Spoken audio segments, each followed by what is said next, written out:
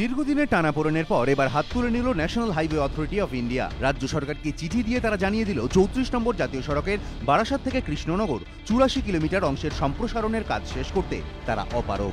প্রকল্পের দায়িত্ব ছাড়তে চেয়ে জাতীয় সড়ক কর্তৃপক্ষ চিঠি দিয়েছে নবান্নকে। চিঠিতে বলা হয়েছে 2015 সালের সেপ্টেম্বরের পর 80% অধিগৃহীত জমি হাতে পাওয়া গিয়েছে। জমি অধিগ্রহণে দেরি হওয়ায় সময় কাজ শেষ করা সম্ভব হয়নি। মাত্র 13.96% সম্প্রসারণের কাজ হয়েছে। এই বিলম্বের জেরে প্রকল্পের খরচও বেড়েছে। দায়িত্বপ্রাপ্ত বেসরকারি সংস্থাগুলির পক্ষেও কাজ করা সম্ভব হচ্ছিল না। তাই পূর্ত দপ্তর এই রাস্তার দায়িত্ব নিক।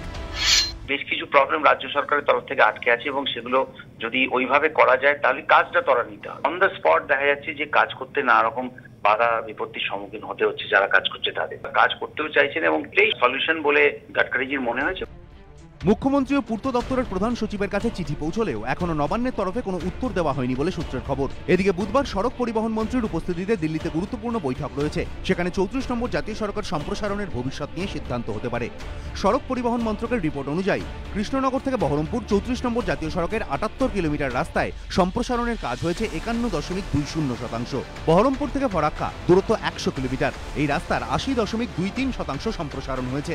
বহরমপুর শহরে বাধাপ্রাপ্ত হয়েছে কাজ।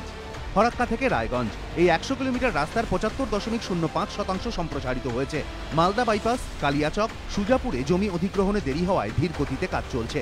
সবচেয়ে খারাপ অবস্থা রায়গঞ্জ থেকে ডালখোলা পর্যন্ত প্রায় 50 কিলোমিটারের। এখানে সম্প্রসারণের কাজ হয়েছে মাত্র 9.08%। সড়ক পরিবহন মন্ত্রকের রিপোর্টে উল্লেখ, এক্ষেত্রেও জমি অধিগ্রহণে দেরি হওয়ায় খরচ বেড়ে যায়। নতুন করে ব্যাংকগুলি ঋণ দিতে চাইছিল না। প্রধানমন্ত্রীর দপ্তরের অনুরোধেও কাজ হয়নি।